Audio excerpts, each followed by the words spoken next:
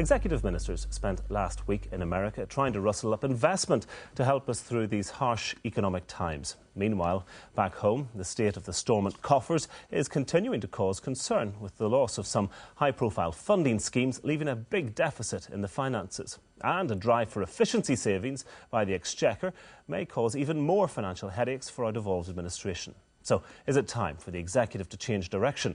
Kevin Sharkey's been finding out.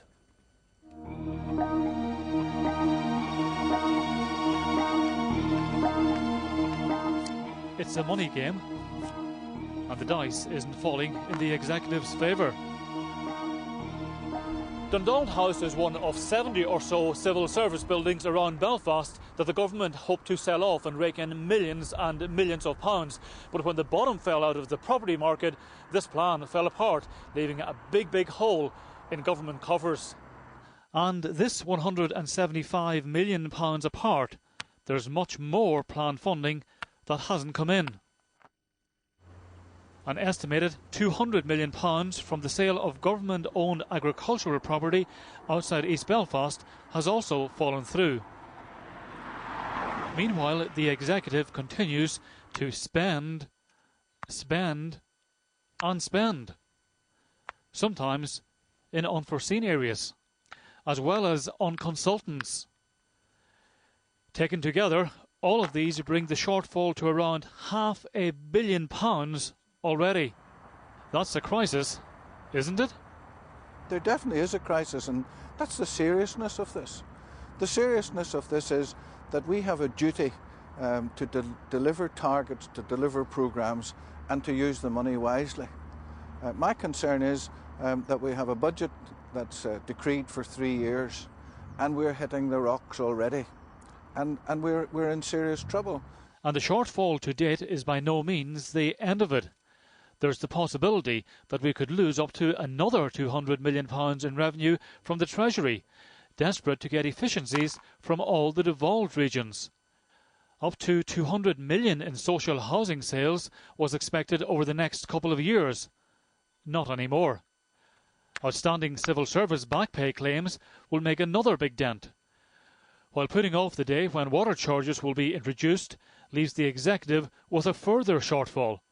Taken together, economists agree the combined shortfall brings us here. When you adjust for the fact the revenue is not going to be there, we're talking probably about spending of £1.4 billion or a bit more in each of the 3 years we're now covering. That's a shortage in terms of what was the original intention of over £1 billion. So is it possible at all now to make up the shortfall? Is there any way around it? How can the Executive get that money in from other areas, other quarters, other avenues? What you're really asking the Executive to do when you raise that question is, should you rethink the whole structure of your budget? Now, the Executive, and Nigel Dodds has taken the front role on this, the Executive has said that we're sticking with the budget as we planned it for the year 2009-10, in other words, the year that's about to start at the end of March. He said the figures are there and we're sticking with it. Now, the quick answer is you're sticking with figures that we know now will not be realised. So you're saying he's wrong to stick with it? Well, do we call it wrong, or do we say... Well, as an economist, what do you think? Yes, in short, he's living with a fiction.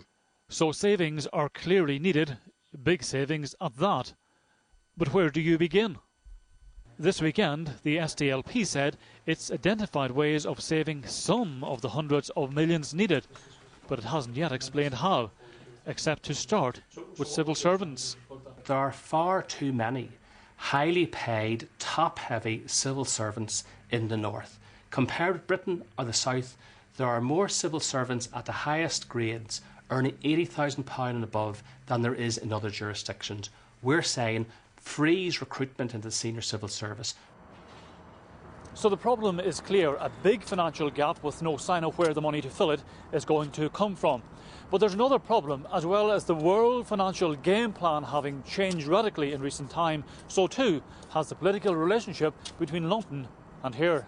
The first warning shot across the bows we saw was the call from the Prime Minister to the devolved governments to share in the £5 billion efficiency savings that he's looking for. That was unprecedented, to ask for money back from the devolved governments. We are facing a very difficult time in the UK, and Northern Ireland is not going to escape the pain there. We've had the days of free lunches are over. We need to pay our way more than we have in the past. The problems clearly mounting, and the cold chill of global economic difficulties biting here. Is it time, therefore, for a different approach? Is the executive avoiding tough decision making now? Well, they've obviously taken some decisions which are quite very popular, and they have said that they will take hard decisions. We don't have an awful lot of evidence that really hard decisions are being taken at this moment of time. Is it your sense that they ought to be taken and soon?